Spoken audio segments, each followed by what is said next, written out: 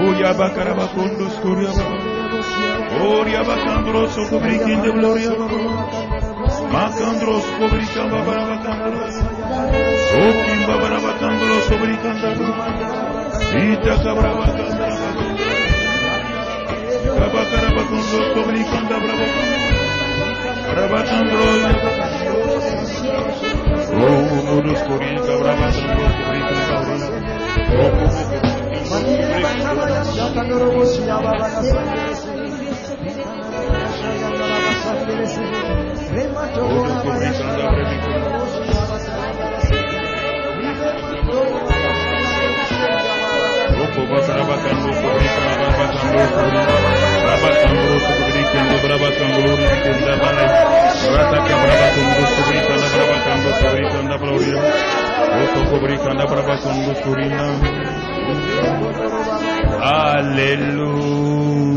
Alléluia. Alléluia. Est-ce merveilleux ce que Dieu fait? Ce que Dieu a fait dans ta vie, c'est merveilleux. Foi saisi, ce qu'il a dit, c'est merveilleux ce que Dieu fait. C'est merveilleux encore. C'est merveilleux, ce que Dieu fait, tout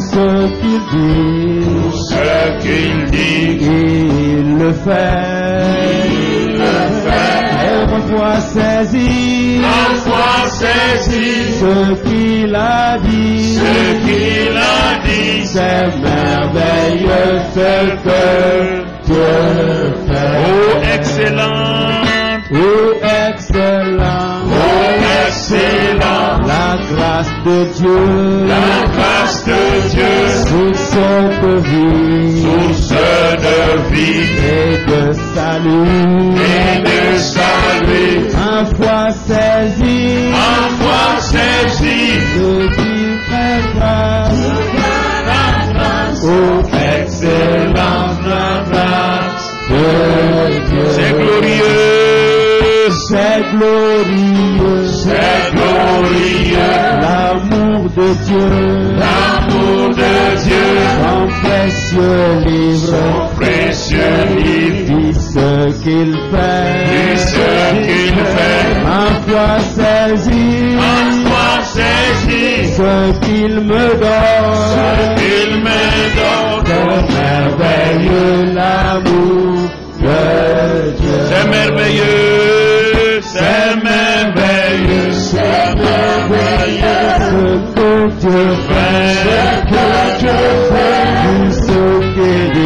tout ce qu'il dit, il le fait, ma foi saisit, ce qu'il a dit, c'est merveilleux, c'est que Dieu fait. Une dernière fois. C'est merveilleux, ce que Dieu fait, tout ce qu'il dit, il le fait, ma foi saisit, ce qu'il a dit, c'est merveilleux ce que Dieu fait. C'est merveilleux ce que Dieu fait. Amen. Amen. Dis à ton voisin, c'est merveilleux ce que Dieu a fait dans ta vie. Dis-lui encore, c'est merveilleux ce que Dieu a fait dans ta vie. Alléluia. Asseyez-vous dans sa présence. Gloire à Dieu. Gloire au Seigneur. Gloire au roi des rois. Amen. On va répéter une seconde fois. On dit que c'est aujourd'hui la fête des pères. Ça ne fait rien. Donc, bonne fête des pères, voilà. Voilà, si c'est aujourd'hui, bonne fête des pères. Gloire à Dieu. Alléluia. Merci Seigneur.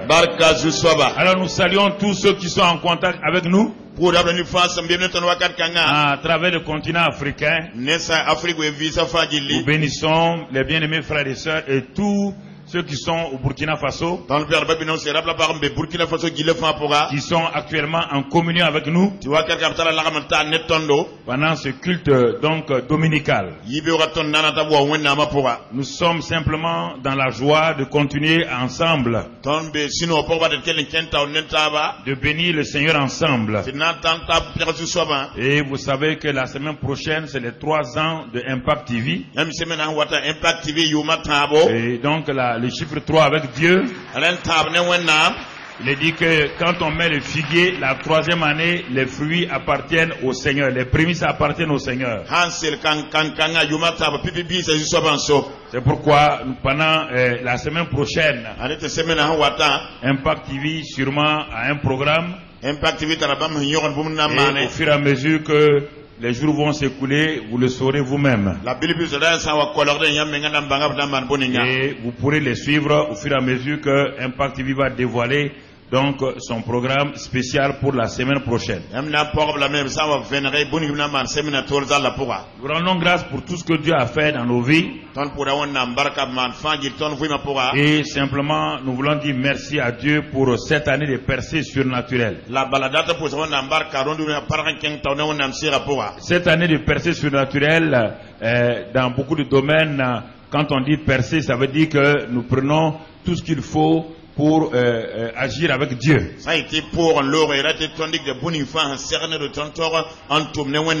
Et quand nous regardons la parole de Dieu, nous pouvons être encouragés. Depuis janvier, nous avons vu la série Connais-toi toi-même. Tout juste pour nous rappeler, c'est pas dans le message, connais-toi toi-même. Et nous avons développé cela. Et au niveau de notre âme, notre esprit et notre corps. Et je crois que normalement cela aurait dû aider beaucoup de nos frères et sœurs. Je dis encore, tu ne peux pas écouter attentivement et vraiment recevoir. Si tu as reçu dans ton cœur, parce que la parole de Dieu dit que tu dois prêter attention aux paroles du Seigneur. Tu dois fixer tes yeux sur ces paroles-là. Ensuite, tu dois prêter l'oreille à ces paroles et les garder dans ton cœur. Voici, ce n'est pas la prédication elle-même qui change un homme. Jésus a enseigné et beaucoup de gens, ils étaient là, mais n'ont pas prêté ni l'oreille, ils n'ont pas reçu ça dans leur cœur. Donc, mon frère, ma soeur, ce qui est important, et tu ne peux pas recevoir l'enseignement, par exemple, connais-toi toi-même. Et tu vas continuer à tromper les gens, escroquer les gens. Ça, c'est étonnant. Si réellement tu as écouté l'enseignement connais-toi toi-même, tu ne peux pas rembourser le mal à quelqu'un qui t'a fait du bien. Tu ne peux pas le faire. Quelqu'un qui t'a fait du bien, si tu ne rembourses pas le mal, tu sais que tu vas récolter le mal, tu vas récolter plus le mal.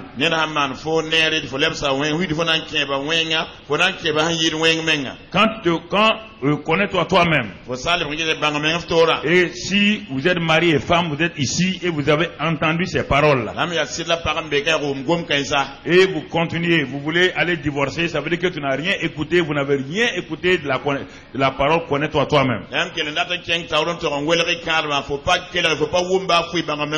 Et il y a des gens comme ça qui ont écouté l'enseignement, mais rien n'a changé dans leur vie. Alors, que Dieu leur fasse grâce. Après cela, nous avons continué. Nous sommes allés donc à le marché sous le ciel n'est pas ouvert pour beaucoup de gens. Il y a des moments où il refuse de se connaître soi-même. Et il refuse de connaître les autres. Le ciel, bien qu'il soit ouvert, Dieu ne laisse pas la pluie de bénédiction descendre sur eux. Ça c'est important, frères et sœurs. Vous savez, il y a un homme à qui David avait fait du bien. Cet homme-là, David a fait beaucoup de bien. Un jour, David était avec son armée en train d'aller. Il avait quelques problèmes de nourriture, d'alimentation. Il a envoyé d'aller dire à cet homme-là, souviens-toi quand tu étais dans la difficulté, j'ai protégé ton troupeau, j'ai gardé tes biens, et maintenant j'ai besoin de quelques vivres pour mon armée. Cet homme-là, on est étonné de voir comment il a répondu à David. Il y a des gens qui ont une mémoire courte quand on les aide. Il a répondu durement à David. Heureusement que cet homme-là avait une femme. Une femme sage. Mais parfois il y a des couples qui ne sont ni le mari ni la femme ne sont pas sages. Quand je parle à des gens précis maintenant, des gens qui ont été aidés par des frères dans l'assemblée. Et ils font du mal à ces frères-là. Vous allez recevoir la récompense. On vous a aidé pour manger, à boire. On vous a donné de l'argent. Et vous traînez ces frères-là devant les inspecteurs du travail. Je préfère vous dire, je vais vous appeler, vous en faites pas, je vais vous appeler. Cela veut dire que vous n'avez rien reçu de la parole de Dieu. Et si vous ne prenez garde, vous allez terminer là où vous devez terminer. Je préfère vous parler, je suis en train de faire le résumé. Donc, David a envoyé des gens pour aller détruire le monsieur et toute son armée. Heureusement que sa femme a couru rapidement. Sa femme dit que ce n'est pas normal. Mais mon mari n'est même pas reconnaissant. David il nous a fait du bien. Il a protégé nos animaux. Il a protégé notre bétail. Et maintenant, toi tu réponds comme ça. Sa femme est pas dit à David. Mon mari est un peu fou. Sinon, si tu n'es pas un fou, il n'y a qu'un fou qui ne soit pas reconnaissant. Il dit, pardonne-le. Mais quand la femme est revenue quand même, elle a dit à son mari, heureusement que je suis allé voir David. Il a envoyé des gens pour te tuer. Et quand le mari a entendu ça, comme son cœur était déjà mauvais, il a eu crise cardiaque, il est tombé raide mort. Pourquoi? Parce qu'il avait endurci son cœur. Quand on n'est pas reconnaissant, on endurcit notre cœur. Et notre cœur commence à avoir des problèmes. Et ça c'est important, frères et sœurs. Regardez toujours autour de vous. Nous avons dit, quand nous avons vu le ciel ouvert, marché sous le ciel ouvert, nous avons mis l'accent sur la loi de s'aimer et récolter. Et sur la loi de s'aimer et récolter, nous avons mis l'accent du fait que tout ce qui est sémé est récolté. Et nous avons vu 4 éléments. Parfois, même ceux qui sont avec moi, il faut prendre ces cassettes-là. Vous croyez connaître. Il y a des choses que vous ne connaissez pas. Il y a des choses que moi je ne connaissais pas que Dieu m'a donné. Ne soyez pas à la périphérie des messages. Allez au centre des messages. Bien aimés frères et sœurs. Donc quand nous avons parlé de cela, la loi de s'aimer et de récolter, nous avons vu que tout ce qui est sémé sera récolté. On n'a pas mis l'argent sur l'argent particulièrement, non. Parce que Dieu dit que toute semence a 4 caractéristiques en elle. Premier élément, toute semence est quoi? Elle est vivante. Donc, deuxième élément, toute semence se reproduit selon son espèce. Troisième élément, toute semence se multiplie au-delà de ce qui a été semé. Et quatrième élément, toute semence a la capacité de croître. Alors, ça veut dire quoi? Puisque ma parole est une semence, mes actes sont des semences. Donc, l'amour que je donne à quelqu'un est une semence. La haine que je donne est une semence. Critiquer quelqu'un est une semence. Faire du bien à quelqu'un est une semence. Semer dans l'œuvre de Dieu est une semence. Donc, donner à des veuves c'est une semence. Mais être avare c'est une semence. Et détruire la vie de quelqu'un c'est une semence.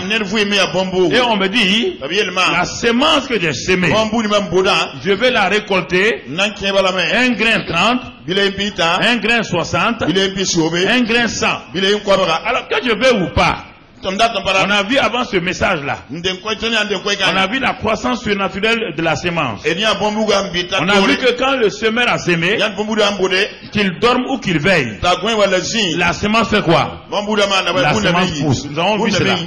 La semence pousse. Cela veut dire, tu as semé un acte mauvais il y a 15 ans. Tu as oublié. 15 ans après, toi et ta famille, vous commencez à récolter. Tu dis, mais il y a quelqu'un qui est contre moi. Le diable rit. Le diable dit, quand tu as semé, j'étais là-bas. Quand tu as semé la semence du mal, de la haine, j'étais présent. J'étais témoin. Et tu vas récolter. On ne peut pas l'empêcher. Tu vas récolter. Parfois, je regarde les chrétiens, on dirait qu'ils ne croient pas que la Bible est vraie. Non, ils ne croient pas que la Bible est vraie. Ils croient qu'ils peuvent se faire une Bible eux-mêmes. Ils peuvent inventer des Bibles eux-mêmes. Ils pensent qu'ils sont un autre Dieu qui peut laisser la parole de Dieu, prendre leur propre parole, l'exécuter. Et parfois, moi, ça me fait rire. Parce que Dieu dit que toute parole qui sort de ta bouche, elle produit la vie ou la mort. Tout acte que tu poses va revenir sous forme de bénédiction et de malédiction. Alors, si la Bible est vraie, le mal que je fais, le mal que je dis sur les gens, je vais récolter ça. Alors, c'est pourquoi je me suis départi du mal contre quelqu'un. Pas parce que j'aime les gens obligatoirement. Parce que moi-même, je me protège. Je suis intelligent. Je ne peux pas me détruire. Je refuse de me détruire moi-même. Je refuse de m'auto-détruire. C'est ça que les chrétiens ne comprennent pas. On va à l'église. Ça ne veut rien dire. Les démons sont à l'église. Actuellement, les démons sont là. Les démons sont là. Les démons vont à l'église. Les chaises sont à l'église. Les micros sont à l'église. Ça ne fait rien dans leur vie. On ne vient pas à l'église pour venir à l'église. On vient à l'église parce qu'on aime Dieu, on aime ses frères. On aime Dieu, on aime ses soeurs. On vient communier avec nos frères et nos soeurs. On vient partager avec nos frères et nos soeurs. Dans ce moment-là, tes frères font partie du corps de Christ. Si tu veux, tu me dis à moi que tu m'aimes. Tu viens tout le temps coiffer ma tête. Coiffer ma tête, mettre un beau chapeau sur ma tête. Et tu dis je n'aime pas ton corps. Et tu me poignes dans mon dos. Mais quel que soit Alpha, même si tu aimes ma tête comment, tu viens de me tuer. C'est la même chose. On ne peut pas dire qu'on aime Jésus en n'aimant pas son corps. Le corps, c'est les chrétiens. On ne peut pas dire que j'aime Jésus et tu critiques un chrétien. Et tu fais du mal à un chrétien. Ah, en ce moment-là, tu as créé un problème pour toi-même. Alors, bien aimés frères et sœurs, il y a des choses qu'il faut comprendre. Après, les gens disent, ah, mais je ne sais pas ce que j'ai fait à Dieu. Tu n'as rien fait à Dieu. Tu n'as rien fait au diable. Tu récoltes ce que tu as semé. Tu vas récolter. Alors, ceux qui font le mal là, c'est pas prophète, hein. Tu vas récolter le mal. Donc, si tu finis, il y a mon bureau qui est ouvert. Il y a des gens qui doivent se connaître. Viens, toi et ta femme, viens à mon bureau là. Viens à mon bureau, hein. Sinon, quand je vais parler, ça va finir pour toi. Tu ne seras même pas au tribunal. Avant d'aller au tribunal, je vais te juger toi-même. Moi-même. Toi et ta femme. On t'a fait du bien et tu fais du mal en retour. Donc, ce matin-là, c'est important. Important, mon frère, ma soeur. La loi de s'aimer de récolter marche dans tout domaine. Quelqu'un qui sème la paresse, il va récolter des échecs. Il va récolter la pauvreté. Il va tout récolter. C'est le résumé des messages qu'on a fait depuis 6 mois. Nous sommes dans le 6e mois. Marcher sous le ciel ouvert, c'est important. Mais si la pluie ne descend pas, il n'y a pas d'importance. Nous sommes dans l'hivernage. C'est-à-dire que sous le ciel ouvert, il n'y a pas d'importance. Nous sommes dans l'hivernage. C'est-à-dire que sous le ciel ouvert, normalement, nous sommes en hivernage. S'il ne pleut pas, à quoi bon d'être en hivernage? À quoi bon dire que nous sommes en hivernage?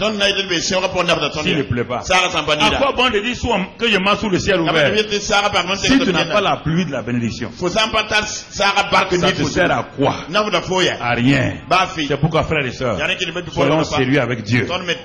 Pratiquons ce que Dieu nous dit et on va récolter en abondance.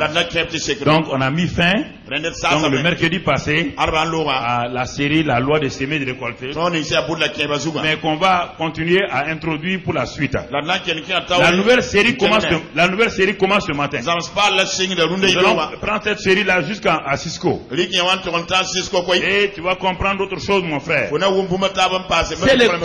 C'est le cœur qui importe.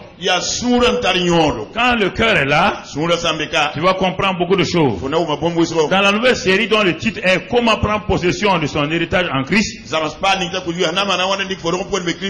Comment prendre possession de son héritage en Christ. Regardons 2 Pierre 1 verset 2. 2 Pierre 1 verset 2. Et nous allons prendre un texte là-bas. 2 Pierre 1 verset 12. Il dit, Pierre dit, voilà pourquoi je prendrai soin de vous rappeler ces choses, bien que vous les sachiez et que vous soyez affermis dans la vérité présente. Alors, l'expression la vérité présente, on l'a vu il y a 2 ou 3 ans, mais je n'ai pas beaucoup insisté dessus. 2 Pierre 1, 12. Tu peux noter ça simplement et tu écoutes. L'expression la vérité présente. Donc le message du jour commence ici maintenant. Donc la vérité présente.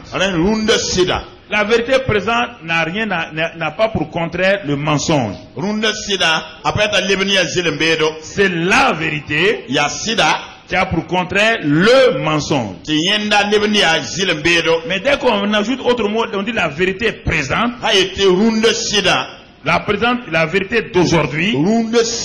Ça veut dire qu'il y a une vérité d'hier. Il y avait une vérité d'hier. Alors nous sommes dans une vérité présente. L'ancienne alliance de Moïse était une vérité, mais une vérité passée. Et quand Jésus est venu, il est venu avec la vérité présente. Alors, c'est pourquoi il faut faire attention. Si tu commences à vouloir faire opérer les gens avec la vérité passée, alors que la réalité est venue, tu vois commencer à faire vivre les chrétiens dans l'ombre. Pas dans la réalité, dans l'ombre. C'est pourquoi ils ne peuvent pas avancer. Ils ne peuvent pas progresser. Ils sont en difficulté. Parce que dans l'Ancien Testament, personne n'a jamais chassé un démon. Personne n'avait autorité sur un démon. Alors, comment vous allez délivrer des gens dans l'Ancien Testament alors que personne n'avait l'autorité sur les démons? Personne.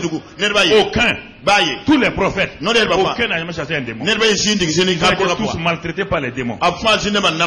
Alors, si tu veux prendre le sang des taureaux, les fourmis de l'Ancien Testament, pour chasser les démons rient de toi. C'est quand Jésus a apparu sur la terre qu'il a dit maintenant, les démons me sont soumis. Et il a dit maintenant, les démons me sont soumis. En dehors de Jésus, personne, les démons ne se soumettent à personne. Il y a des vérités comme ça qu'il faut savoir. Il faut connaître. Aujourd'hui, les pasteurs mélangent tout. Ils prêchent l'Ancien Testament, ils prêchent dans le Nouveau Testament. Ça ne va pas. Dans un pays, il y a un nouveau régime, un ancien régime. L'ancien régime a existé. Mais il n'existe plus aujourd'hui. Oui ou non? Il y a des lois qu'il a votées, c'est vrai. Mais aujourd'hui, il y a de nouvelles lois. Ça, c'est l'imparfait de ce que je vais vous dire. Alors, si nous comprenons la vérité présente, nous allons voir, il y a un héritage. Et la prochaine fois, je vais vous prendre l'alliance abrahamique, je vais aller avec ça pour aller tomber tout ce que nous voulons vivre. Alors, cette vérité présente aujourd'hui va être basée sur le rôle de la grâce et de la foi dans la vie chrétienne, pour nous, dans ce siècle-là. Nous avons un héritage en Christ. Et cet héritage en Christ-là nous appartient en Christ. Mais je vais vous montrer quelque chose qui va nous aider pour comprendre pourquoi tant de chrétiens souffrent inutilement. Parce qu'ils veulent posséder des choses qui leur appartiennent déjà. Ils sont à la poursuite des choses qu'ils ont déjà. Ils sont en train de prier pour des choses que Dieu leur a déjà données en Christ. C'est mon message d'introduction ce matin. C'est ça qu'on va développer jusqu'à Dieu voulant à Cisco. Je vais demander à deux grands j'espère que vous avez positionné des chaises et tout pour deux grands rapidement de mettre le tableau. Voilà. Pour que nous puissions continuer. Ceux qui peuvent se tourner, en ce temps on continue. Et nous allons introduire par cette image que nous allons voir. Et cette image va nous enseigner sur quelque chose de très important. Est-ce qu'il faut deux grands? Il faut qu'il y ait deux grands pour que vos mains arrivent là-bas. Est-ce que vous avez tout?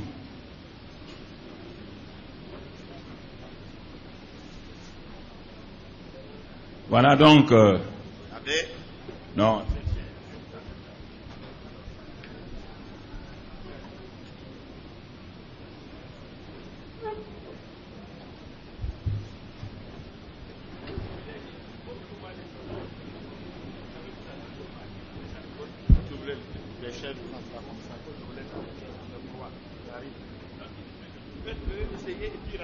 Dieu m'a amené à aller prendre des chiens pour vous expliquer des choses.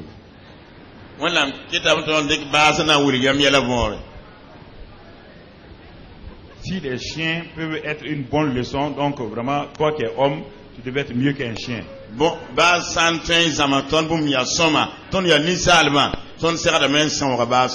regardez, ce chien-là, qu'est-ce qu'il fait? Qu'est-ce qu'il est en train de faire? Viens prendre là, viens prendre là. Quelqu'un n'a qu'à s'arrêter là. Ce chien-là, quelqu'un s'arrête là, à l'angle. Qu'est-ce qu'il est en train de faire? Regardez, il est en train de faire quoi? Il est en train de poursuivre quoi? Il est en train de chercher quoi? Est-ce qu'il peut l'atteindre?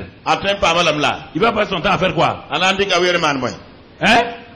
Tu n'as même vu un chien en train de chercher sa queue? Tu as déjà vu? Qu'est-ce qu'il fait? Mais quand il tourne, la queue fait quoi? Est-ce qu'il peut atteindre sa queue? Il y a des chrétiens comme ça qui sont en train de chercher ce que Dieu leur a déjà donné. La queue là est déjà dans le chien.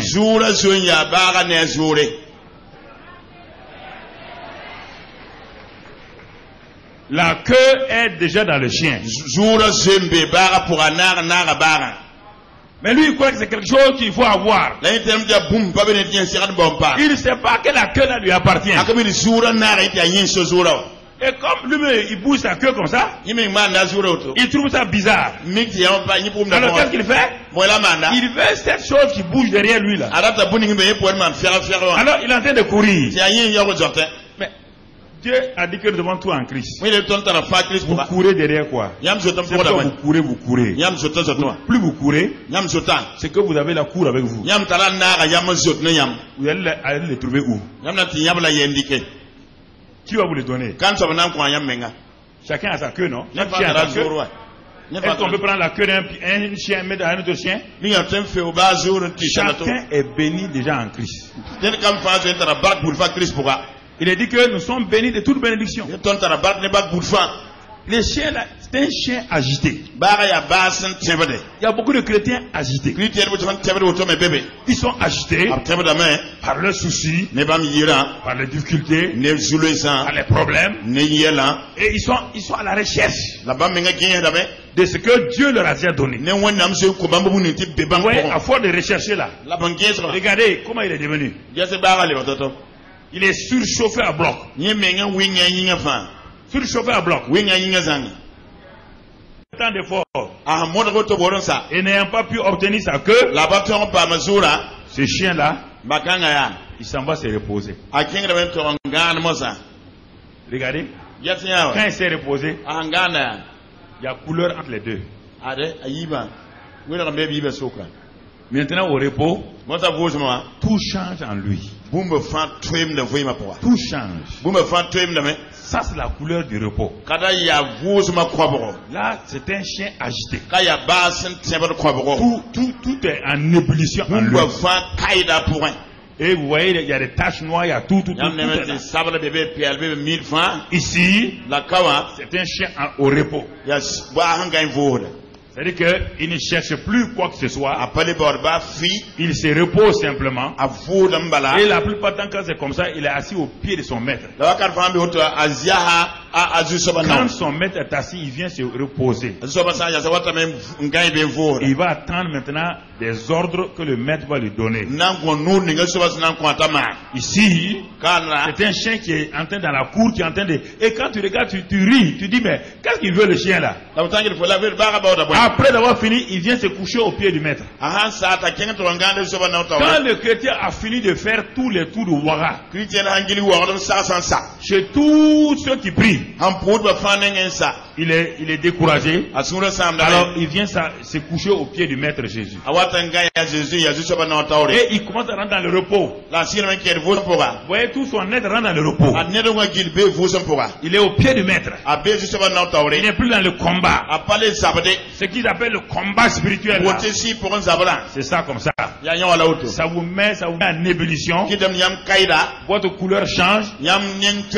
Tout est acheté en vous. Vous êtes sous tension. Ici c'est le repos. C'est le repos. Vous attendez que le maître parle. Et dans ce repos-là, si le maître est un grand chasseur, s'il chasse des gibiers, et qu'il a élevé son chien pour ça, mais le chien maintenant, le maître va parler au gibier, au chien. Il dit, le chien comprend. Il dit, on va aller à la chasse. Et ils sortent. Et ils se préparent. Quand ils arrivent dans la forêt, dans la brousse, il va dire au chien maintenant, il y a tel perdu, il tire, il dit, va chercher. C'est un chien qui a été élevé, c'est un chien de chasse. Mais un chien de chasse qui chasse sa propre queue n'ira pas loin. Il n'a pas été élevé par son maître pour chasser sa propre queue. Il a été élevé par son maître pour être un chien de chasse. Et non pas pour chasser sa propre queue. Les chrétiens sont en train de chasser leur propre bien, leur propre... non. C'est pourquoi ils tournent en rond sur eux-mêmes. Ils sont fatigués, ils sont épuisés. Ils vont d'église en église, cherchant des choses.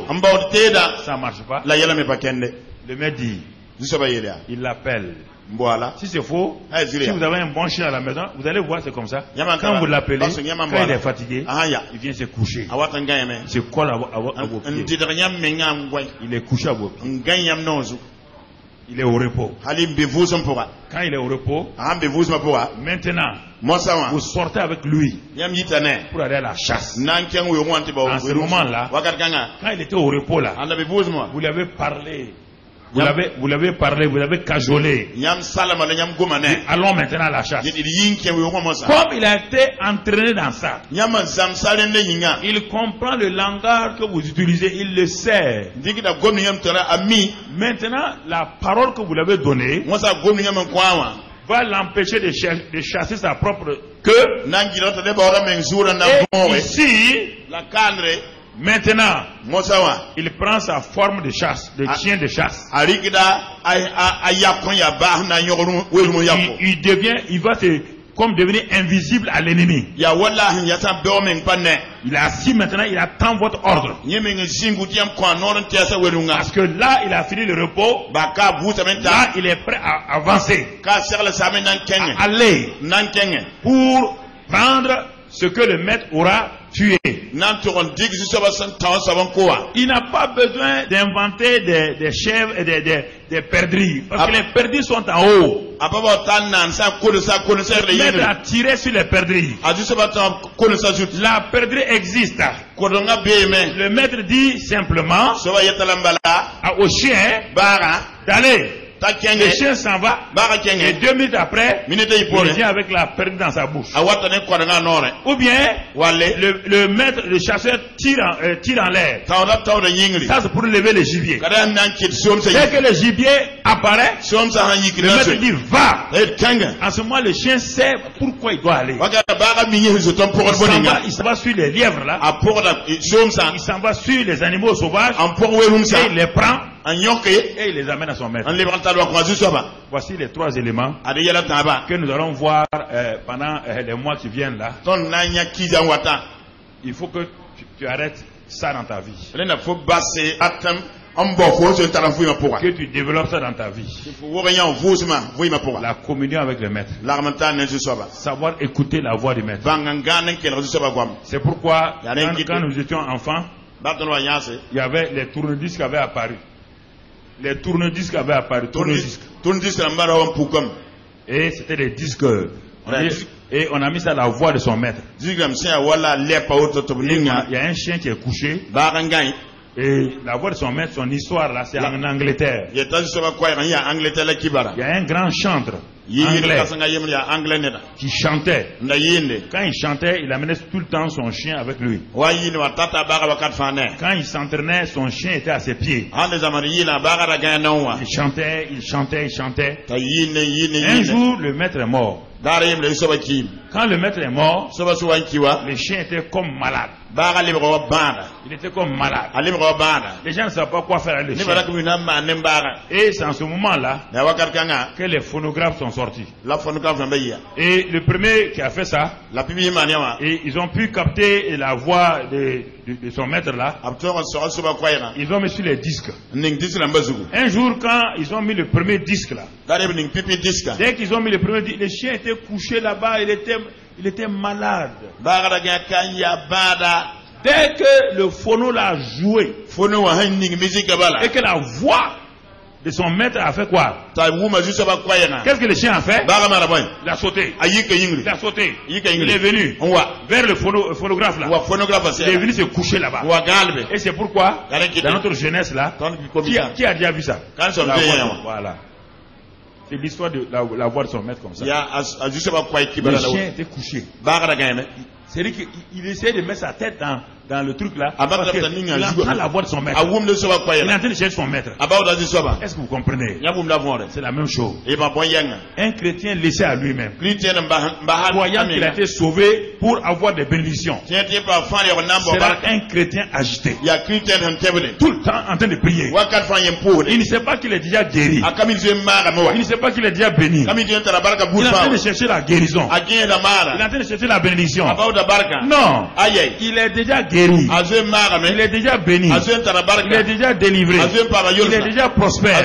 Mais il ne le sait pas.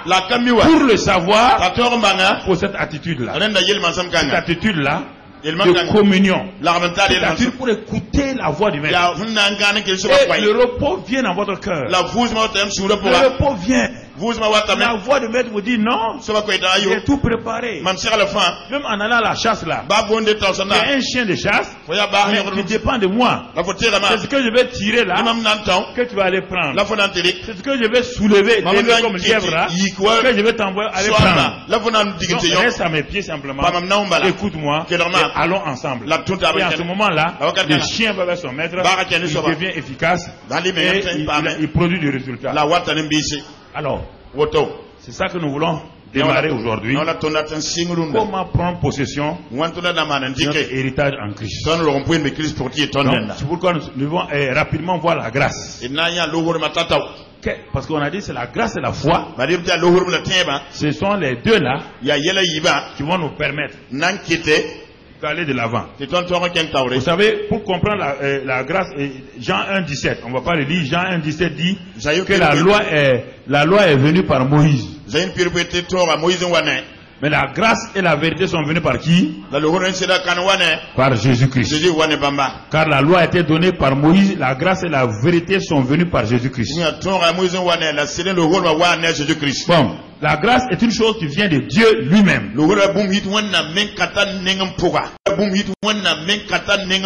La grâce c'est une faveur divine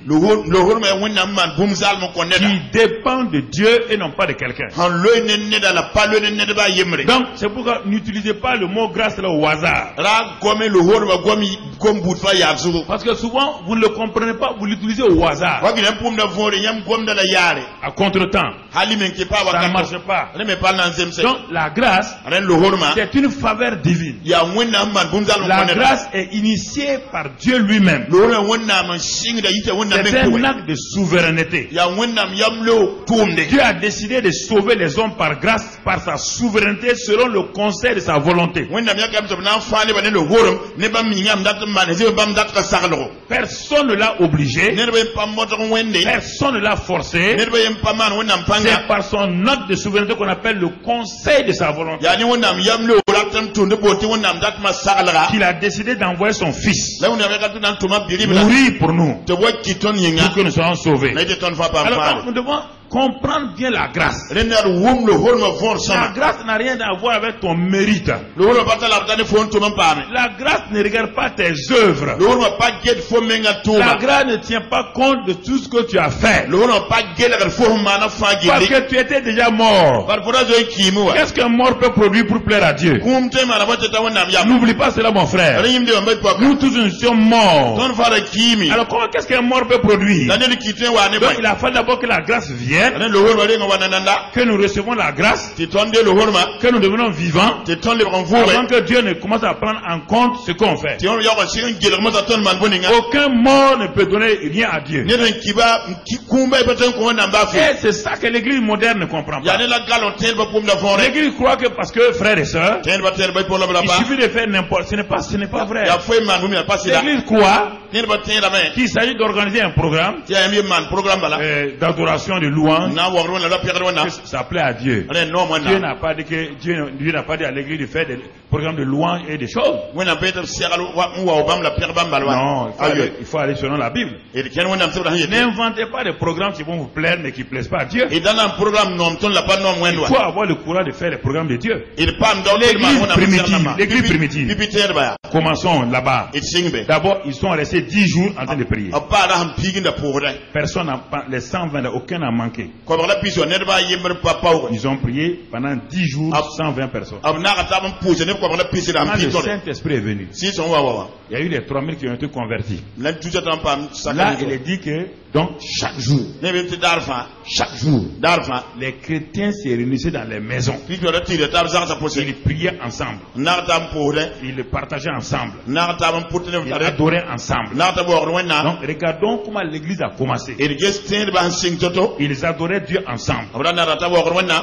L'église ne se modernise pas. Il n'y a pas d'église moderne. Ne regardez pas les programmes que vous voyez dans les télévisions. Les pôles ont apparu dans ce contexte-là. Ils ont continué et ils ont même développé. Les pôles ont développé la vie de l'église locale. À Antioche, les gens priaient. Ils faisaient le service au Seigneur. Ils jeûnaient, ils priaient. Quand ils voulaient connaître la volonté de Dieu. On ne peut pas connaître la volonté de Dieu en chantant et en sautant. Il y a des choses que les gens ne comprennent pas parce que notre pensée moderne nous crée des difficultés. Et dommage, parmi le peuple de Dieu, il y a plusieurs groupes de gens comme ça. Écoutez, frères et sœurs, les gens se sont ajoutés. Des officiers sont devenus chrétiens. Les gouverneurs sont devenus chrétiens. Les corneilles qui étaient les envoyés de César sont devenus chrétiens. Mais ils suivaient l'église locale. Ils allaient aux réunions de l'église locale. Parce que c'est une réunion familiale. Mais Corneille avait des activités. Quand je parle de ça, vous ne comprenez pas. Et même ceux qui sont ici, qui sont intellectuels, ne comprennent pas ce que je dis. Vous ne comprenez pas l'église. Vous voulez faire une église comme vous voulez. C'est ainsi qu'au fur et à mesure que l'église s'est modernisée, on est arrivé aujourd'hui en Amérique, dans beaucoup d'endroits, en Angleterre. On est arrivé où, pendant le samedi, des milliers de gens s'en vont dans des centres de concert du monde. Font des concerts pendant 3-4 heures. Mais ne supportent pas 1h30 de culte dans leur église. Et aujourd'hui, c'est en train de détruire l'église américaine. Et l'église dans le monde. Et ça a commencé, cette chose-là, ça a commencé de façon sinueuse, ils n'ont pas compris en Australie. Ça a commencé là-bas avec les Hillsong. Et les gens croient que c'est bien. C'est de la manipulation. On est au courant de ça il y a longtemps. C'est pas une affaire qui est nouvelle aujourd'hui. On a habillé un culte 50 minutes d'adoration, 20 minutes de prédication, avec 2 ou 3-4 points. Montrez-moi où Jésus a fait ça. Montrez-moi où Pierre a fait ça. Montrez-moi où Paul a fait ça. Montrez-moi où l'église, les Luther, Luther. Montrez-moi où les Wesley ont fait. J'étais en réunion depuis le matin jusqu'au soir. Montrez-moi l'église dans tous les âges. C'est que l'église est temps de la fin. C'est de la séduction. Je préfère vous dire la vérité. Séduction. J'ai des preuves avec moi. On ne peut pas inculter vous. 3 heures dans un stade en train d'adorer Dieu, chanter pour notre plaisir, et 1h30 parce que vous avez des choses à faire à la maison. Ce n'est pas normal. Quelque chose montre que vous n'aimez pas Dieu. Vous voulez vous autosatisfaire. Et regardez, quand ils sortent là, regardez leur vie. Le problème, on ne peut pas inventer une église pour nous satisfaire. La clé du paradis n'est pas dans nos mains. La clé du paradis est dans la main de Jésus. Et il a dit que c'est lui qui vaincra. C'est celui qui aura des choses. Il n'y a pas de ceux qui ont fait des cultes. Même ce n'est pas tous ceux qui sont ici qui vont vaincre. C'est pourquoi nous mettons du temps pour vous parler, pour vous persuader, pour que vous changez. Si des réunions de 2 heures ne peuvent pas changer quelqu'un, comment des réunions de 1h30 et 20 minutes de prédication vont changer quelqu'un? Quel est le message qu'on va donner en 20 minutes? Qui peut nourrir quelqu'un? Et puis ils viennent sans Bible. Ils viennent sans Bible. Ils n'ont rien. 20 minutes. Premier point, deuxième point, troisième point. Premier point, deuxième point, troisième point. Mensonge. Mensonge. C'est pourquoi ceux qui ont fait ça, ils se sont séparés. Ça a cassé. Ça fait de l'ambiance pendant 3-4 ans. Et les cassettes ont été envoyées dans le monde partout. Mais après, ça n'a pas duré. Les scandales ont commencé. Et ils se sont séparés. Alors mon frère, ma soeur, c'est important que nous comprenions ces choses-là. Quand nous vous parlons, nous sommes dans notre affaire. Chacun a son affaire. Il y a des choses qu'on ne vous dit pas. Faites attention. On est dans notre milieu. Nous aussi on est dans ça, on connaît. On est au courant de ce qui se passe. Donc ne vous laissez pas avoir par des programmes que vous voyez à gauche, à droite. Que maintenant les femmes peuvent faire ce qu'elles veulent.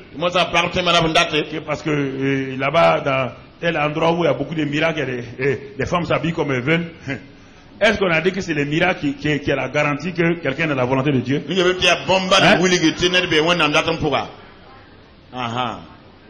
Qui vous a dit ça? Qui vous a dit que c'est parce qu'il y a des miracles? C'est beau, donc ça veut dire qu'avec les miracles maintenant, les filles vont à l'église avec des seins au dehors parce qu'il y a un miracle dans l'église là. Vous croyez que c'est normal?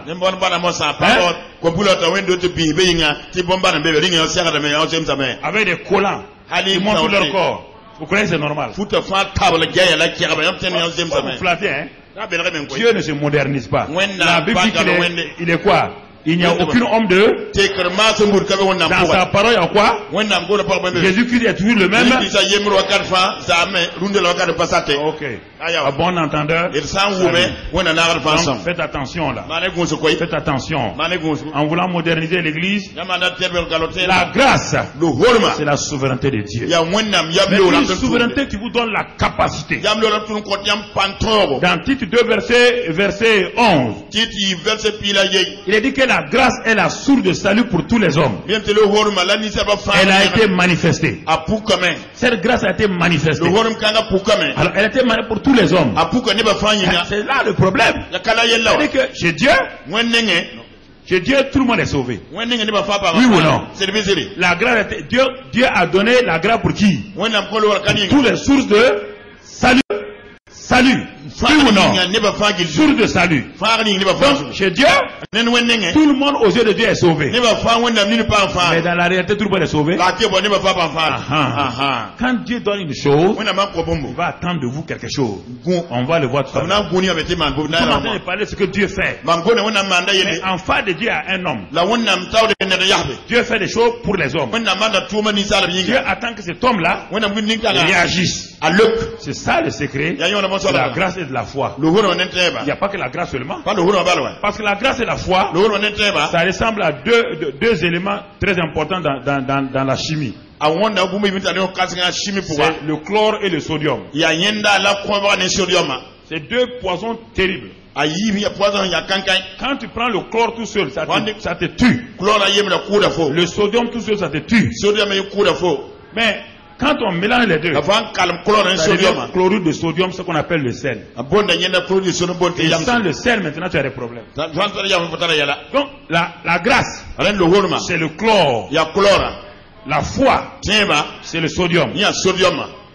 La foi tout seul ne peut rien. La grâce tout seul ne peut rien. C'est pourquoi ceux qui parlent de la grâce, quand je les vois dans leurs églises, je ne vois rien. Ils parlent de grâce. Je ne vois pas la grâce. Ceux qui aussi parlent de la foi, ils sont dans l'excentrisme. Ils disent il y a la foi. Pourquoi ils font des scandales? Il y a la foi. Bon, mon frère, ne prends pas tel comprimé. Il y a la foi et les gens meurent. Donc, il faut la grâce et là. C'est ça qui amène le chlorure de sodium. C'est ça qu'on appelle le sel. C'est ça qu'on appelle le sel. C'est ça qu'on appelle le sel. Et parfois on dit aux gens de ne pas prendre du sel. C'est une parenthèse que je fais. Mais dans les éléments importants qui sont dans la vie là, l'air, l'eau, tout ça, le calcium, le potassium, le sel vient en très bonne position. Si il manque du sel dans ton corps, le cancer autre à se dérouler. Bon, ça c'est une parenthèse.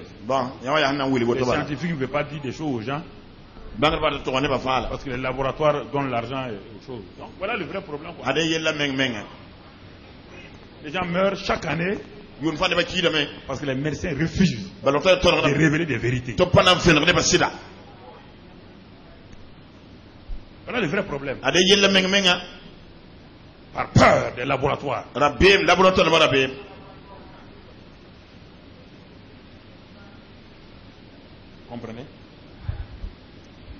C'est ça. Yawa.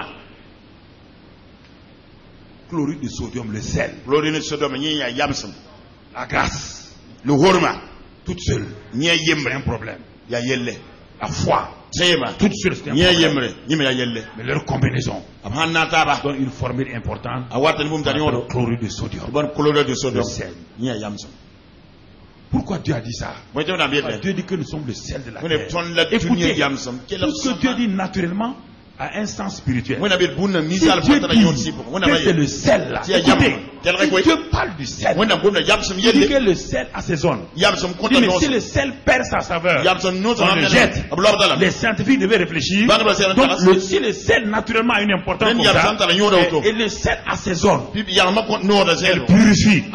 C'est ça que les gens avaient avant pour soigner, pour désinfecter. Donc c'est important, frères et sœurs. Quand Dieu parle de ces choses-là, il faut comprendre. Quand Dieu parle de l'eau, l'eau vivante, quand je dis pas de l'eau vive, ça veut dire que naturellement l'eau même a une importance. Et quand il manque l'eau dans ton corps, puisque le corps humain a 75% d'eau, si tu manques l'eau, tu as des problèmes. Mais on nous dit de ne pas faire ça. C'est le problème que nous avons. À cause des intérêts financiers.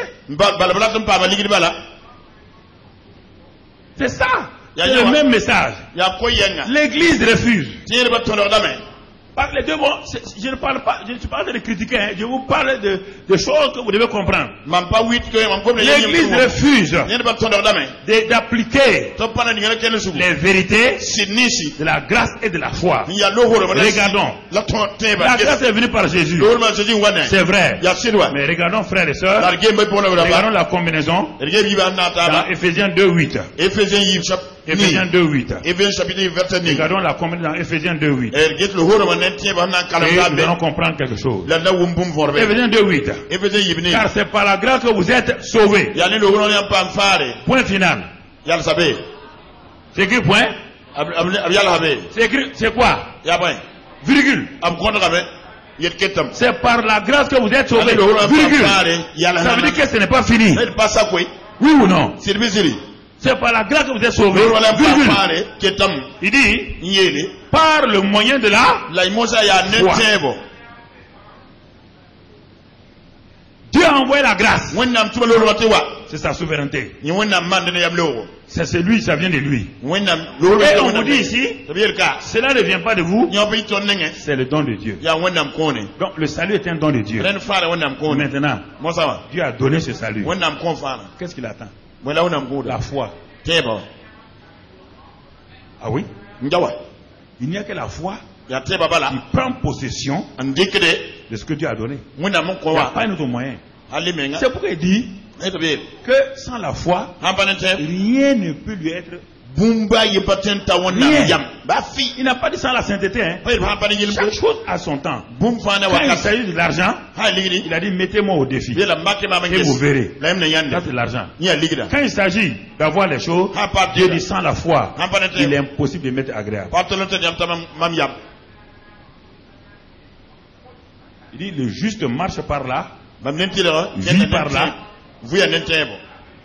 Alors, si il n'y a pas d'autre moyen. Il n'y a pas autre moyen. La grâce a donné. La foi prend possession.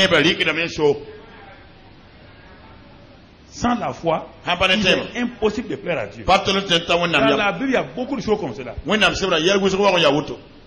Quand on va attaquer la loi et la grâce, tu vas voir. La loi que Dieu va donner à Moïse. Là-bas, Dieu dit, peut-être la semaine prochaine, tu n'auras pas d'autre Dieu devant moi. Tu ne mentiras pas. Tu ne voleras pas. Et il n'a pas donné à l'homme la capacité de faire ça. Il savait bien que ça va vers l'échec. Mais quand il a dit la nouvelle alliance que Jésus va amener, il ne parle plus de l'homme. Dieu dit, je vous donnerai un cœur. Je vous donnerai, je parle de Dieu. Ça c'est la grâce. Vous voyez la différence? C'est pourquoi quand vous prêchez aux gens, vous ne mentirez pas. Oh église, vous ne commettez pas d'adultère. L'église c'est rempli d'adultère. Personne ne peut obéir à ça. Les églises en ville, c'est dans ça. On ne peut pas.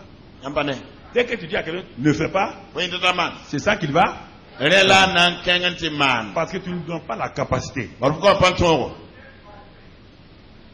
La grâce et la foi. Le chlorure de sodium de Dieu. C'est ça la formule de Dieu. Et ça donne le sel spirituel. Ça donne le sel spirituel. Et ce sel-là va assaisonner, va changer des choses. Mon frère, ma soeur. Il dit source de salut. Le mot salut, on l'a vu, le mot salut veut dire sozo en grec. Sozo veut dire quoi? Délivrance de l'âme, la guérison physique, la prospérité. Sozo n'est pas seulement pour aller au paradis. Sozo concerne tout, chaque aspect de ta vie. La grâce a été donnée pour le sozo de tous les hommes. Ça veut dire quoi? Pour le salut de leur âme, la guérison, la délivrance, la prospérité. La grâce a été donnée pour tout ça. Ça veut dire que quand la grâce est venue, Dieu a emballé tout dans un paquet et l'a mis là. C'est pourquoi Dieu a dit, on va le voir les jours suivants. Dieu a dit à Abraham, le pays que je te donne là, il y a tout là-dedans. Il a répété à Moïse. Il a dit ça à Josué. Il a dit à Josué là, le pays là, il n'y a rien à ajouter. Il y a tout ce que vous voulez. Il y a tout préparé. Mais il faut prendre ça par la foi. Quand les 12 espions sont partis, est-ce qu'ils ont accepté? Il y a 10 qui ont dit c'est pas possible. Ils ont vu ce que Dieu a dit. Ils ont vu le miel, le lait. Ils ont vu les richesses. Ils ont vu les maisons. Ils ont vu tout. Mais ils ont dit ils ne peuvent pas. Il y a 2 seulement qui ont pu. C'est la même chose. En Christ, nous sommes déjà bénis. La guérison est là. La prospérité est là. Tout est là. Mais nous sommes déjà bénis. La guérison est là. La prospérité est là. Tout est là. Mais pourquoi peu de gens? Sur 12, il y a 2 seulement qui ont dit on peut. Il y a 2 seulement qui ont eu confiance en Dieu. Le problème que vous avez. Parce que vous n'osez pas croire que vous avez tout. Certains prennent un seul élément. Certains vont prendre la prospérité. Ils sont dans la prospérité. Les autres aspects de leur vie sont dans la médiocrité. Certains vont prendre la sainteté. Les autres aspects sont dans la médiocrité. À Canaan, Dieu avait tout donné, non? Il avait donné des maisons. Il avait donné le miel. Il avait donné la bonne santé. Il a dit que les femmes ne seront pas stériles. Il a dit que personne ne mourra jeune. Oui ou non? Est-ce qu'ils ont accepté? Non. Donc dans la vie chrétienne, chacun vient pour savoir, pour prendre un seul point avec Dieu. C'est ça qu'il fait.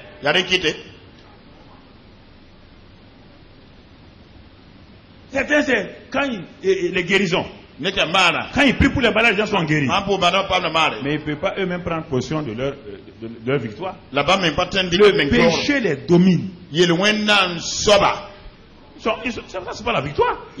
Jésus dit c'est celui qui vaincra. On n'a pas dans un aspect de sa vie. Faites attention, frères et sœurs, de vous agripper à un seul aspect de la vie chrétienne. Vous l'aurez. Dieu a tout donné. Il n'a pas donné une seule chose. Il a tout donné. Tu dois tout prendre.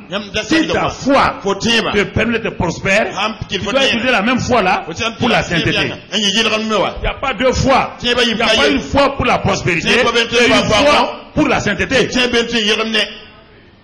Ah non. Il faut arrêter.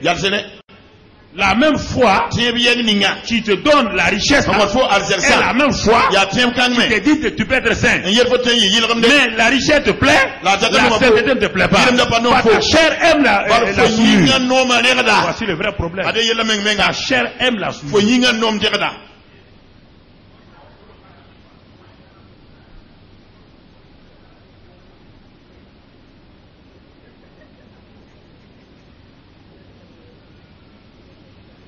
Vous entendez? Ne venez pas à Christ pour une seule chose. Il vous a donné un paquet. Il vous a donné un panier. Il y a tout là-dedans. Vous prenez seulement une seule chose. Pourquoi vous prenez seulement ce que vous voulez? Et le reste là. Vous pouvez être riche, mais ça va vous tuer par le péché. Vous pouvez avoir tout l'argent. des gens qui ont laissé des bâtiments à étage. Ils sont morts. Prenez tout ce que Dieu vous a donné. Prenez tout. Ne prenez pas une ou deux choses. Dieu vous a tout donné. C'est ça, frère. Il a tout donné. La même foi qui vous guérit là. Et la même foi qui vous rend prospère. Vous ne pouvez pas dire, vous croyez à la guérison, vous ne croyez pas à la prospérité. Ça ne va pas. Dans le même panier, il y a tout là-dedans. La même foi prend tout.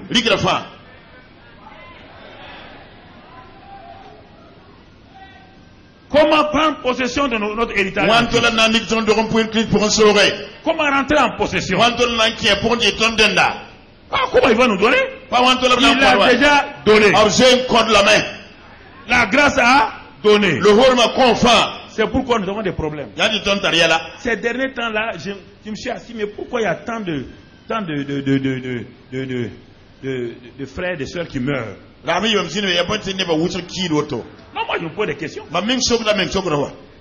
C'est tout ça qui m'amène à tout ça.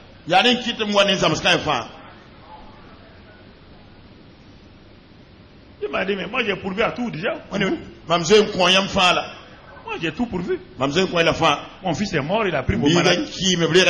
Il a pris vos malédictions. Si vous ne croyez pas ça, je vous amène à la maison. Un point, c'est tout. Il n'y a pas autre chose. Oui, frère. Il y a des choses que nous devons comprendre. C'est pourquoi l'année des percées surnaturelles, qui est en train de tout. Il y a des choses dans notre vie que nous devons fermer à clé et enlever les clés, mettre dans nos poches. Dieu enlève les clés là. Nous avons réduit notre vie à une portion congrue. On a fermé toutes les portes à clé. Et on a donné à Jésus la clé du petit salon dans lequel on est. Salon de notre vie. On le reçoit au salon. On cause avec lui, on dit à Jésus, bon, moi je vais aller dormir. Il est l'heure d'aller dormir. On laisse Jésus au salon. Et on s'en va dormir.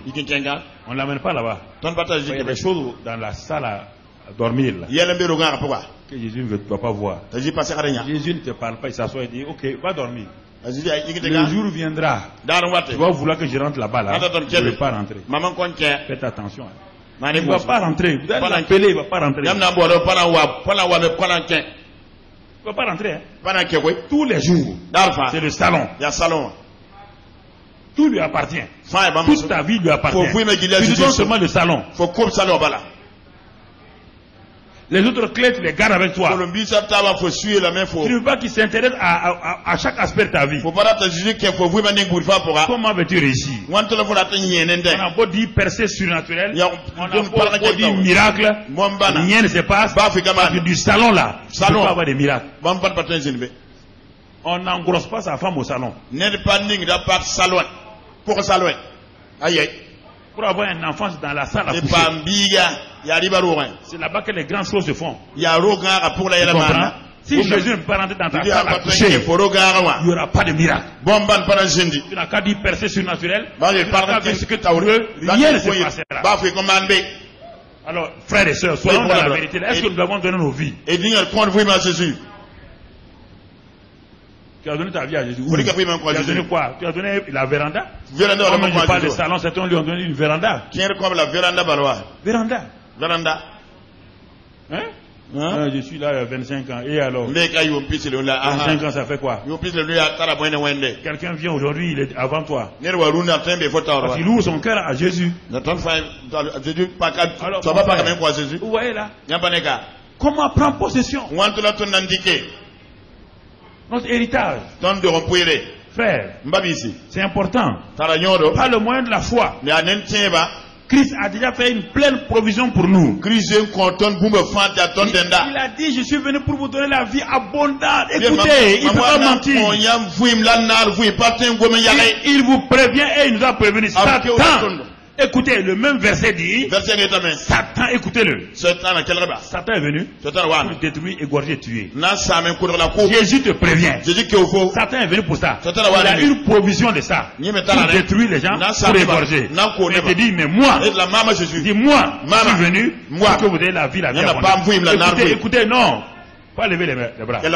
Le même verset là peut être dangereux pour toi. Si tu prends la partie de Jésus, il a apporté la vie abondante. Mais le même Jésus te dit là, si tu ne prends pas la vie abondante, la vie Zoé de Dieu, tu aspères ta vie. Satan est un voleur. Alors tout ce que Dieu ne contrôle pas, il va voler ça dans ta vie. Il va voler ta femme. Il va voler ton mari, il va voler tes enfants, il va voler ta carrière, il va voler ta santé. Tout ce que la vie de Dieu ne touche pas, Satan a le droit légal de réclamer ça. Tout ce que tu refuses de livrer à Dieu, Satan a le droit. Et Dieu ne l'empêchera pas. Et personne ne peut l'empêcher.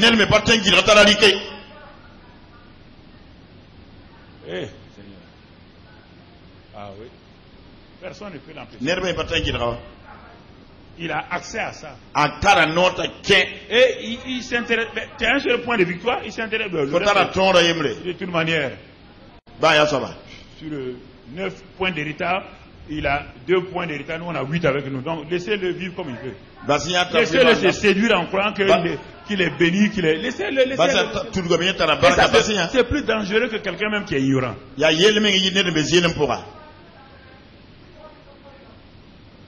Ah oui. Là, les gens se flattent. Hein? Ah, mais Dieu m'a béni. J'ai ça. Laissez-le avec ça là. Parce qu'on est en train de le suivre. On va le terrasser quelque part. On l'aura.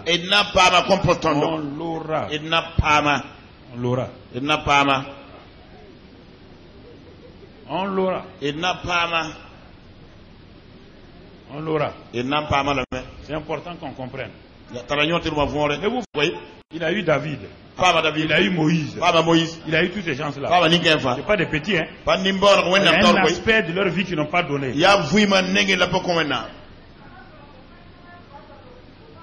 C'est important. Moïse a cru qu'il était grand. Dieu l'a présenté. Dieu a ouvert le sol. À cause de Moïse, Dieu a enterré Dathan Koré Abira. Sa grande sœur Marie a eu la lèpre. Aaron a eu des problèmes. Donc Moïse croit que lui il peut tout. Dieu dit à Moïse. Moïse. Fais attention, hein. Je t'ai présenté comme l'homme le plus patient de la terre. Écoute-moi ce que j'ai dit de toi. J'ai dit à tout le monde que tu es l'homme le plus patient de la terre. Fais attention à ma déclaration. Crois cette déclaration. Vis selon ça. C'est après ça net. Dieu lui dit d'aller parler au rocher. Après que Dieu a dit à Moïse, tu es l'homme le plus patient. Cette fois-ci, Moïse n'a pas mis ça dans son cœur. Il est devenu un leader. C'est pourquoi je veille sur moi. Les gens parfois me parlent là, j'écoute les gens. Écoute-moi. Je suis arrivé à un point là où Satan il me gagne. Il va même pas me faire un cadeau. Ne vous amusez pas, vous ne croyez pas que je suis bête, hein? Moi, je veille sur moi plus que tout. Dieu a dit veille sur toi-même. Ce que j'ai dit dans ma chambre là, il faut le savoir. Je ne cache jamais mes péchés, je ne cache jamais mes défauts, je ne cache jamais mes erreurs. Je ne veux pas donner accès à Satan. Je ne veux pas être hypocrite. Certains disent, il parle trop. Non. Je ne veux pas que Satan prenne un aspect de ma vie. 40 ans de vie chrétienne, et il vient me détruire comme un cadeau. Mais c'est terrible. Il dit à Moïse, ça fait 40 ans que tu es sorti. Regarde, tu es près de, regarde le Canaan. Tu as vu tout? Fais attention. Tu es l'homme le plus patient. J'ai dit ça, hein? Ça veut dire quoi? Tu es réellement pas. Quand Dieu parle, ça veut dire que c'est vrai. Il dit à Moïse, bon, tu vois les gens là, ils sont en train de murmurer. Ne les regarde pas. Toi, va, et parle au rocher. Pas le rocher, c'est Christ. Première fois, tu l'as frappé. Ça, c'est la croix. Deuxième fois, on ne le frappe pas. On communie avec lui. Christ est mort pour nos péchés. Il est frappé pour nos péchés. Mais maintenant, on ne le frappe plus. On communie avec lui. On va parler au rocher. Demande au rocher de donner l'eau vive. Demande au rocher que le peuple est impatient. On a besoin de son eau. Moïse s'en va. Quand il partait, le peuple continuait à parler. Il était en colère. Il arrive. Il frappe le rocher des fois. Dieu dit Moïse, viens là. Allez, monte sur la montagne. Je vais t'enterrer. Il a plaidé. Dieu dit ça n'est assez. Si tu parles encore, tu as un problème. Dieu dit ça n'est assez. Vous jouez avec ça. Continuez à jouer. Quand je vous avertis, vous croyez c'est pour tout le monde. Il dit, ah bon? Tu joues avec ma parole? Ma parole, je l'ai donnée à Adam et Ève. Ils étaient sans péché. Ils ont joué avec ma parole. Je les ai mis au dehors du jardin. C'est un coup de pied. Ils sont au dehors du jardin. Il dit, tu mourras pas. Tu vas mourir. Personne ne sait. Dieu était blessé dans son cœur. Son ami. Moïse est son ami. Mais avec sa parole, il ne fait pas de compromis. Reprenez vous-même. Chacun n'a qu'à voir. Dans l'année des percées surnaturelles, comment entrer en possession de ton héritage. Dans l'année des percées surnaturelles, connais-toi toi-même. Marche sous le ciel ouvert et entre en possession de ton héritage. Pratique la loi de s'aimer et de récolter. Et alors tu seras une bénédiction pour toi-même, pour ta famille et pour les autres. Et alors, ce sera facile d'être comme ce chien au repos. Et d'être utile pour faire l'œuvre de Dieu. Tu vas quitter la zone de l'agitation. Tu vas entrer dans la zone du repos et de l'utilité pour le Seigneur. Ne vous flattez pas. Ne vous dites pas, je vais faire comme ça. Écoutez frère, vous pouvez faire ce que vous voulez. Vous pouvez me mépriser, aller insulter en vie. Mais j'ai dit mes paroles là-bas vous suivre. Jusqu'au ciel. Jusqu'au ciel. Mes paroles vous jugeront au ciel. Parce que tu ne diras pas que tu n'as pas entendu. Ce que je t'ai dit là, mes paroles te suivront. Vous tous, hein, sans exception. Ok. Jouez avec ça. Je ne suis pas le pasteur qui a derrière l'argent de quelqu'un. Hein. Non, mon ami. Non. Pas derrière, tu n'as qu'à me donner 20 voitures. Je vais distribuer à tous mes pasteurs. Et je vais venir te prêcher les doigts dans l'œil. Comprenez? Faites attention à ça.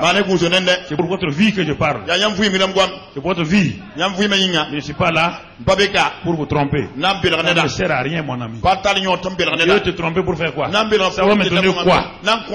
Un pasteur menteur, hypocrite. Ça sert à quoi? Le jour que tu vas découvrir que je suis hypocrite là,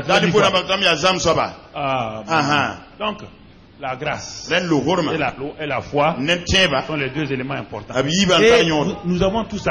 Il n'y a rien qui ne nous manque. Rien ne nous manque pour les rien. Rien. Pas quelqu'un qui dit qu'il me manque ça. Parce que la foi nous a été donnée. Romains 12:3. C'est un don de Dieu. Jude 1:3. La foi a été transmise une fois pour toutes aux saints. La foi qui t'a sauvé là. La foi qui t'a donné tout ce que tu veux là. La même foi là te sanctifie. La même foi là te fait dominer le péché. Romains 6:14.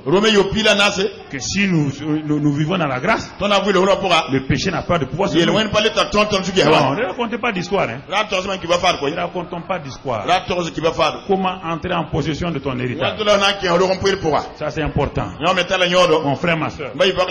Donc nous sommes à l'introduction. Donc, notre héritage héritage, les faits de la grâce. Je vais les citer seulement. Les faits de la grâce. La justification est un fait de la grâce. On va le voir plus tard. Donc, nous sommes des gens de la maison de Dieu. C'est un fait de la grâce. Nous étions étrangers. Dieu a fait de nous par sa grâce des gens de sa maison. La guérison et la bonne santé sont les faits de la grâce. Puisqu'il a pris nos maladies, il s'est chargé de toutes nos infirmités. Tout ça, c'est les éléments de l'héritage, notre héritage. La délivrance et la victoire sur Satan et le péché sont des faits de la grâce. Puisque nous sommes délivrés, Satan n'a plus de pouvoir sur nous. Nous sommes plus que vainqueurs. La prospérité est un fait de la grâce. Dieu a préparé tout ça. Éphésiens 1:3, Dieu dit qu'il nous a déjà bénis de toute bénédiction. Cette bénédiction, ce n'est pas des financières. Bénédiction veut dire tout. Prospérité financière, physique, morale, ça veut dire fécondité, ça veut dire guérison, ça veut dire salut dans la famille, ça veut dire paix dans le foyer, paix dans le foyer. Comment un homme et une femme qui sont en crise ne peut pas avoir la paix? Moi, je ne peux pas être arbitre dans ça. Un homme et une femme qui sont nés de nouveau, qui ne peuvent pas s'asseoir, ouvrir la Bible. Et chacun a le Saint-Esprit en lui pour s'entendre. Quelque chose ne va pas quelque part. Qui peut vous réconcilier? Ça veut dire que tous les deux volontairement vous voulez vous séparer. Si vous voulez séparer, séparez-vous. Moi je ne rentre pas dans ça.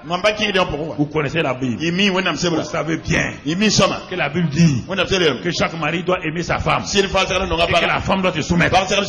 Personne ne fait sa part. L'homme n'aime pas sa femme. La femme ne se soumet pas. Vous voulez que moi, Karambiri, réconcilie les gens? Je ne le ferai pas. Si vous refusez la parole de Dieu là, je refuse de vous écouter. Je vais vous écouter pourquoi? Je refuse d'écouter mon patron.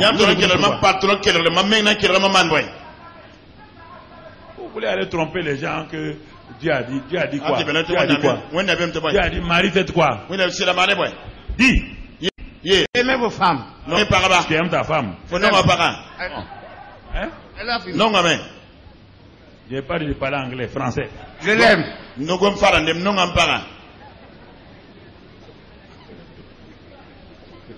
Non, écoutez.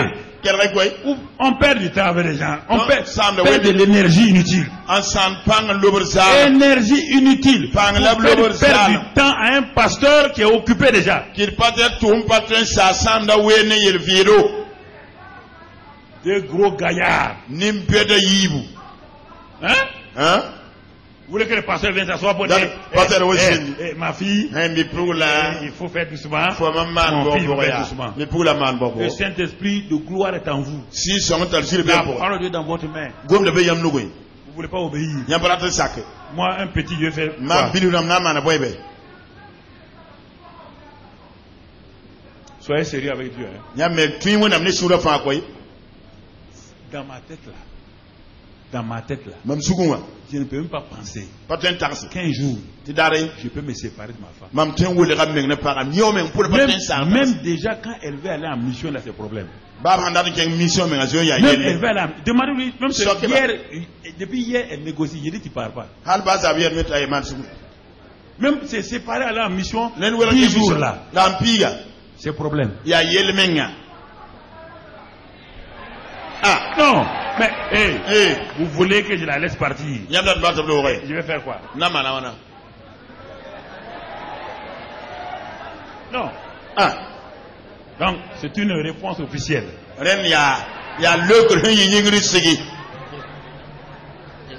Donc, vous voyez, frères et sœurs, il y a des moments il faut faire des réponses officielles.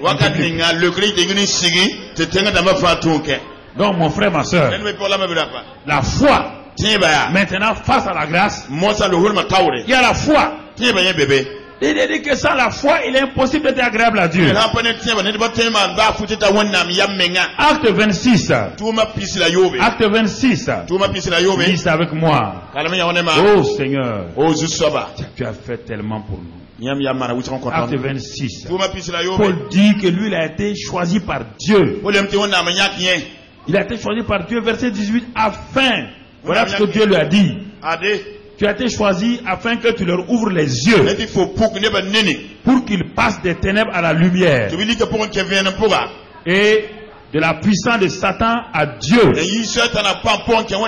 qu'ils reçoivent par la foi en moi Jésus, le pardon des péchés et l'héritage avec les sanctifiés. Donc, Dieu avait préparé le pardon des péchés et l'héritage. Alors, donc, le pardon est préparé, l'héritage est préparé. Dieu dit que Paul va leur dire que moi j'ai déjà préparé tout ça. Mais pour qu'ils puissent avoir ça, ils doivent recevoir par la foi en Jésus. Ce n'est pas automatique. Par la foi en moi. Pas demander, hein. Puisque c'est déjà donné. Ils doivent recevoir. Il n'y a pas dit que moi j'ai un démon d'impurité. Non. Dieu nous a déjà délivrés de Satan lui-même. Des démons. Dieu dit, reçois ta délivrance par ta foi. Tu dois le dire. Et quand la tentation vient, tu dois repousser. Mais quand la tentation vient, toi ta chair monte comme le chien là. Le Saint-Esprit ne peut rien faire pour toi. Oui. Le Saint-Esprit ne fera rien. Il va faire quoi? Saint-Esprit explique. Il n'a rien à voir avec le corps. Le corps est son temple. C'est toi qui dois maîtriser ton corps. C'est toi qui dois maîtriser ton corps. Mon ami, c'est toi qui dois maîtriser ton corps. C'est ton affaire là qui est levée, tu dois faire baisser ça. Pas le Saint-Esprit. Hein. Saint-Esprit ne baisse pas les choses. Hey, quand tu viens chez moi là, il faut t'attendre à entendre tout. Hein. Il n'y a pas de péché dans ça. Le péché c'est l'hypocrisie là. Moi je parle comme ça. Quand toi tu sors, tu te caches pour aller faire. Toi et moi qui est méchant. Moi je parle en public. Personne. Satan n'a jamais pris le bras de quelqu'un. Ni qui que ce soit pour aller commettre adultère. Tu peux mentir sur Satan sauf ça. Satan jamais. Comment ça? Satan venait prendre ta main. Mon ami, viens.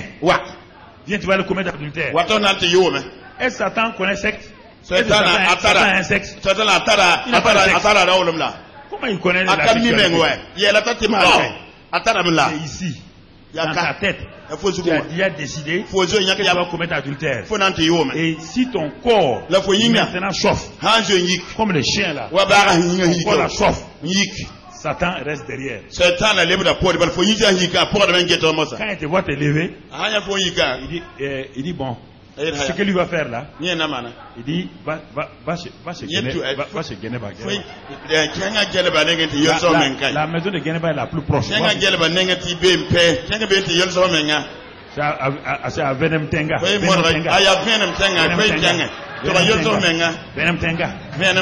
Va à Venemtenga.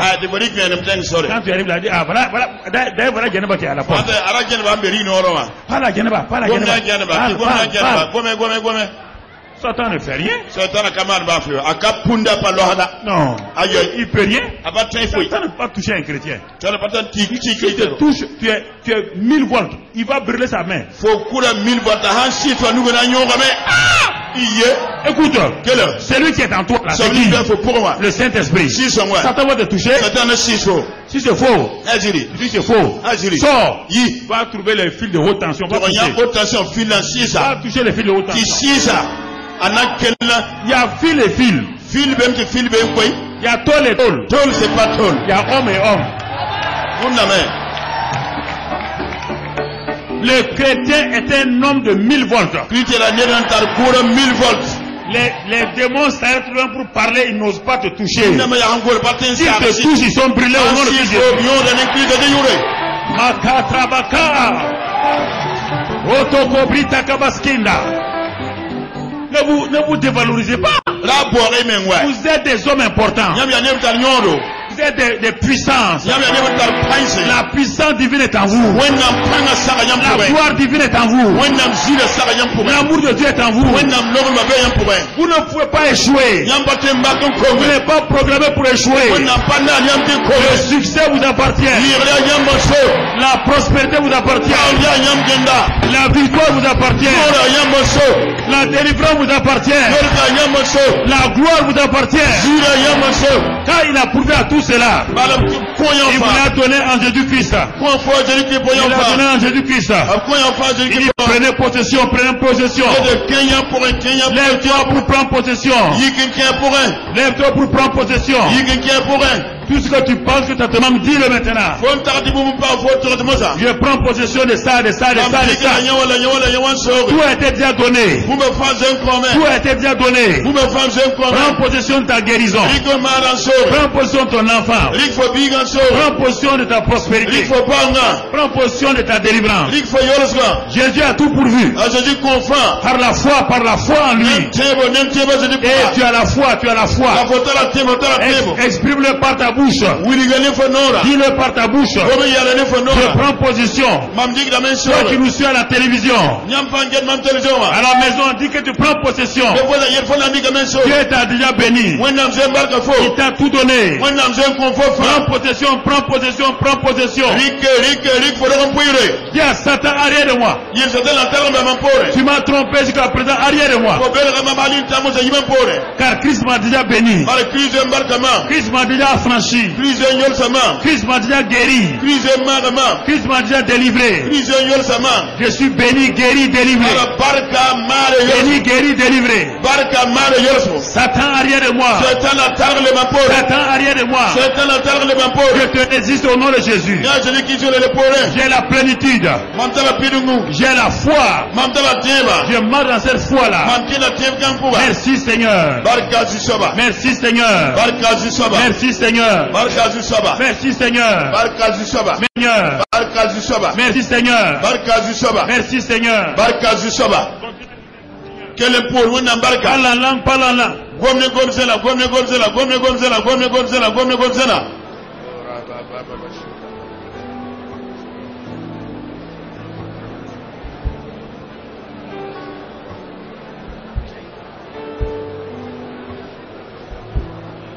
Prends possession, mon frère. Satan n'a aucun pouvoir sur toi. Non, non, non, non, non. Satan ne peut rien contre toi. La victoire est en toi. Tout est en toi. Marche avec ça et prends possession. Dis à Satan de cesser de t'importuner. Dis-lui que vous n'avez rien à faire ensemble. Que toi tu marches par le Saint-Esprit. Que toi tu marches par le Saint-Esprit. Que toi tu marches par le Saint-Esprit. Alléluia. Alléluia. Alléluia. La grâce en Jésus, c'est que j'aurais reçu. Oh oui. La grâce en Jésus, c'est ce que j'ai reçu. Par cette grâce je vis.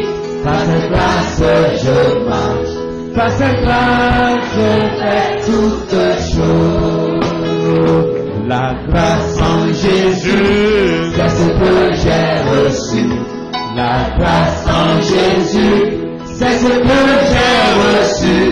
Par cette grâce je vis, par cette grâce je marche, par cette grâce je fais toutes choses. La grâce, c'est ce que j'ai reçu. Par cette grâce je vis, par cette grâce je marche, par cette grâce je fais toutes choses. La grâce, c'est ce que j'ai reçu. grâce je vis, par sa grâce je marche, par sa grâce je fais toutes choses. Asseyez-vous dans sa présence. Et dans la présence de Dieu, nous allons lancer un appel pour ceux qui encore ne sont pas entrés dans le royaume des cieux. Mon frère, reste calme. Toi qui as déjà reçu le salut de l'âme, donne l'occasion à ceux qui sont là de recevoir. Vous êtes parmi nous ce matin, ici ou au dehors du bâtiment, ou vous êtes à la télévision actuellement, ou sur internet. Maintenant, vous voulez recevoir ce Jésus-là, parce que c'est en Jésus qui a l'héritage de Dieu. Vous ne pouvez pas être héritier de Dieu et avoir l'héritage sans Jésus. Alors si vous voulez être héritier ce matin, l'occasion vous est donnée. Là où vous êtes ici, maintenant vous levez la main. Et vous qui êtes dans votre maison, vous vous tenez debout si vous pouvez le faire. Et nous allons donc vous conduire à ce Jésus-là, pour qu'à partir de maintenant vous recevez l'héritage. Toi qui es parmi nous, tu lèves ta main, que tu sois au dehors ou à l'intérieur. Toi qui es à la télévision ou à l'internet, toi tu te tiens debout. Mais s'il n'y a pas de lieu pour te tenir debout, reste assis, lève la main. Mets ta main gauche sur ton cœur et dis avec moi, c'est là, toi qui es debout ici. Ceux qui ont levé la main ici, même si vous êtes 2 ou 3, levez, tenez-vous debout maintenant. Ceux qui sont dans le bâtiment ou à l'extérieur, tiens-toi debout, lève pose ta main gauche sur ton cœur. Et prie avec moi. Dis avec moi, Seigneur Jésus. Tu es le sacrifice que Dieu a donné pour que nous nous soyons réconciliés avec lui. Tu as pris tous nos péchés et tu es devenu péché avec nos péchés. Tous nos péchés ont été remis. Et parce que tu as payé le prix. Par ton sang, tu nous as réconciliés avec Dieu le Père. C'est ce que je crois ce matin dans mon cœur. Et je confesse que maintenant même, tu es Seigneur. Seigneur de ma vie. Que je te donne maintenant. Règne sur ma vie. Et je reçois la vie éternelle, la vie de Dieu, et par le Saint-Esprit, je suis né de nouveau dans le royaume des cieux. Et mon nom est inscrit dans le livre de vie de l'agneau. Ce matin, je suis enfant de Dieu. Dieu est mon Père. Merci Seigneur, car cela est scellé par le Saint-Esprit, inscrit dans le royaume des cieux comme un citoyen de ce grand royaume-là. Amen. Acclamez ses frères et sœurs. Voilà. C'est notre introduction ce matin pour la nouvelle série que nous allons voir détail par détail dans les jours qui suivent. Alors frères et sœurs,